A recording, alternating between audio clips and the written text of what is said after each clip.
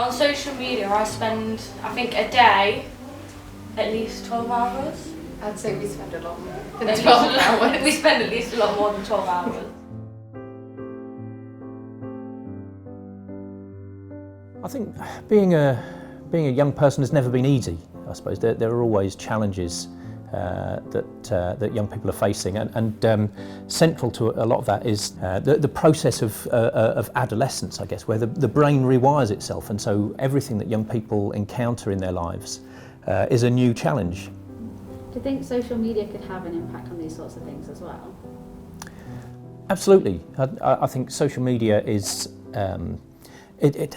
it's something that's become more than just a tool or a leisure activity, or even a way of communicating. It's become part of people's everyday life. It's an extension of ourselves in many respects, and I think younger generations have grown up with this being a full-time fixture in their life.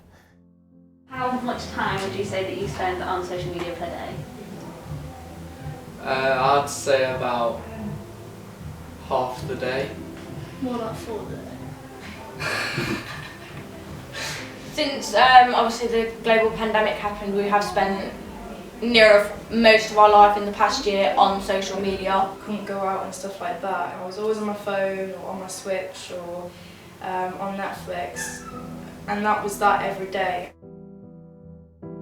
There's no escape. The bullying that can go on, the pressurisation of young people, either peer pressure or other people with perhaps a malicious intent, are in our ears all the time, and that's it's impossible to escape from.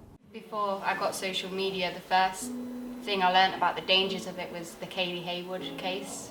If I'm remembering correctly, it was a girl.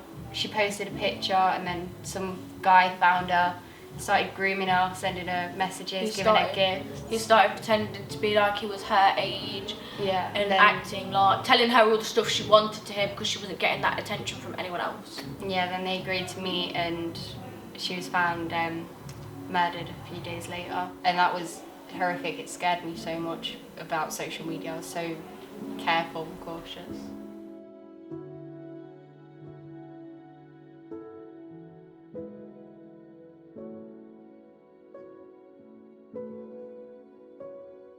The Pollitt unit stands for Paedophile Online Investigation Team. So we deal with people that have got a sexual interest in children.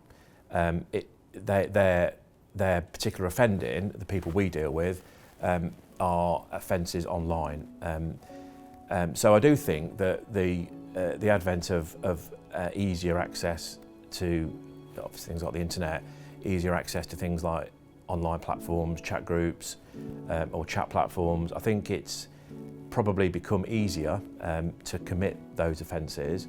And I think before we had the advent of technology, maybe some people wouldn't have committed these offences, but now it's become easier. I think they do. 20 years ago, it was people using a VHS camera at home, whereas now children have their own devices with a camera built in, that they can just sit and chat to people in their bedroom, and if they get talked into it, then they can choose to, exchange this sort of material with other people on the chat rooms.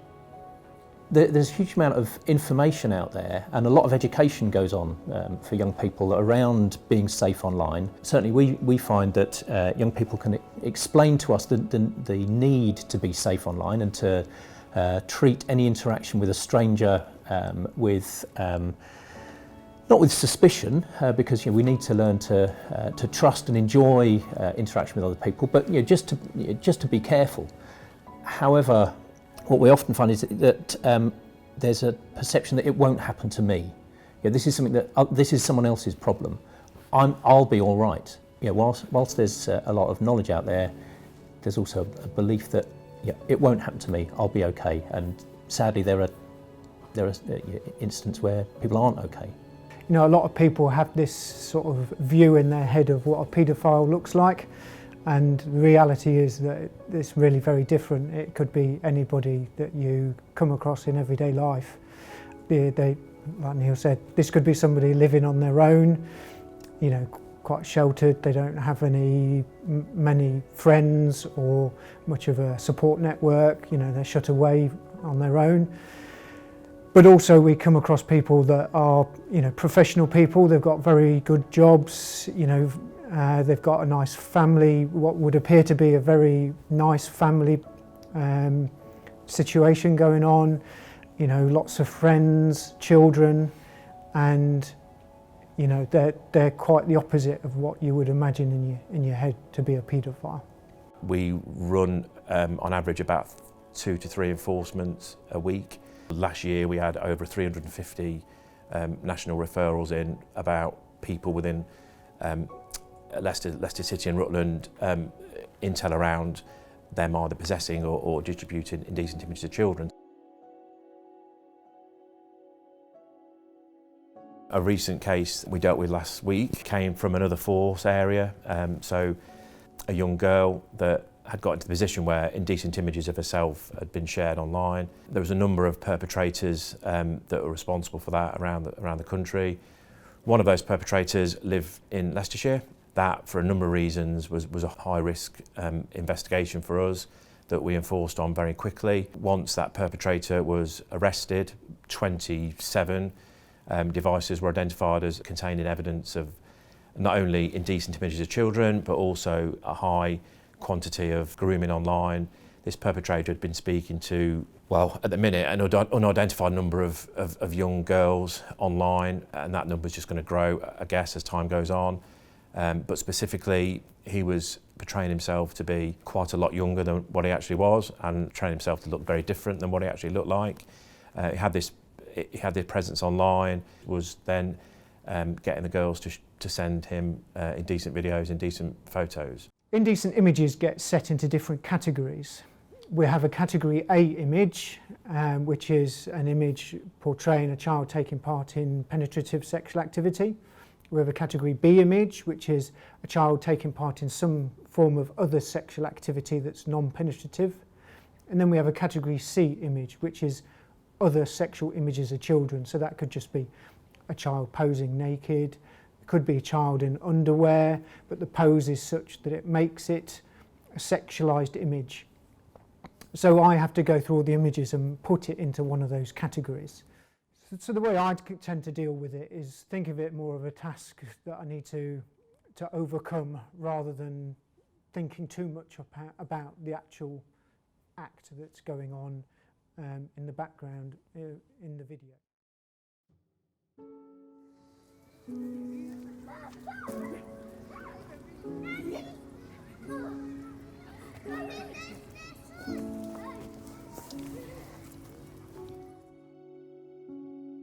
I think I was around about the age of 14, 15. I used to be in foster care, so I've got removed from my parents, well, my mother, and I tried my best to hide it, and then people found out, and therefore I'd get text messages, really abusive ones, about how my parents didn't want me, how I wasn't loved, and just made fun of the fact completely that I was in care. It had a massive negative impact on me. It made me really sad. I ended up going to the doctors, seeing if I had depression. I wouldn't move from my house. I stopped going to school. I just isolated myself from everyone. When I started thinking about other people's opinions and what I looked like, and that, which was about 16 when I left school and started college, I was a bit more wary about likes, and I was looking at my friends' likes, and like, it's just stupid things like that. Like, they would get more likes than me, and I'd be like, but you know, it's stupid things like that, and it still gets to me a little bit, but I just keep thinking it's just social media, it's fake. And then if I'd post a picture and somebody would say something a bit mean comparing how I looked to the way that women should look, and it just made me feel really awkward and really bad.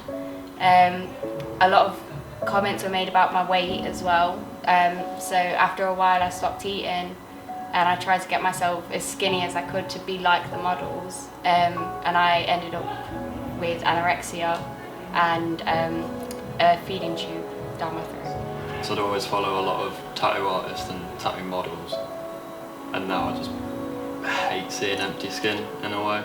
Yeah, it just makes it more addicting than it already is, and it's like got to a point, I think that's something like 6 tattoos in a week.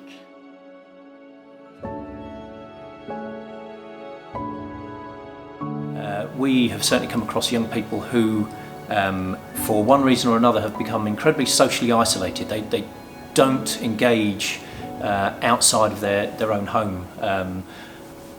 A little while ago we met a young man who hadn't left his house for 2 years, and that was due to a range of issues around bullying and that sort of thing. And young people then who get involved in gaming as a way of developing a network, a social network, are then exposed to sometimes the chat rooms and the forums that go around those, and we've become aware of the issue of radicalisation. So if a young person's spending a lot of time on first-person shooter games, then there's a temptation to want to reenact that in their real lives, and there are people who will prey on young people and try to encourage them. It's quite rare, but it's a growing concern, and we know that the police are aware of this, but it's very hard to navigate and to know where these young people are and what's happening to them, who's talking to them, and what their motivation might be. Finally, is there anything you would like to add to our manifesto?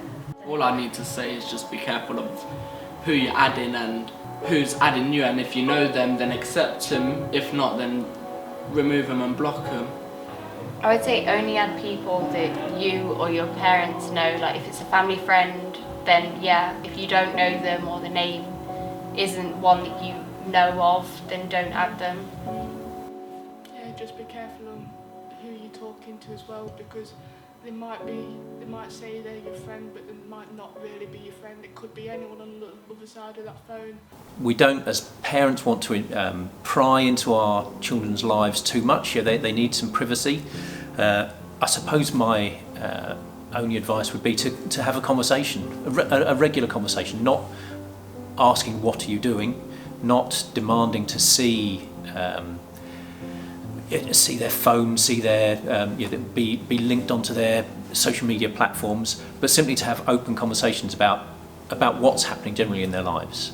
Yeah, and the only thing I would add to that is many of the social media platforms, the social networks, have an age restriction on them. You're not supposed to join these sites until you reach a certain age. And there's a reason behind that. It's because of the types of material that they could view, the types of people they could get into conversation with. And I think it's important parents recognise that, young children should not be using some of these platforms, and this is wise to protect them.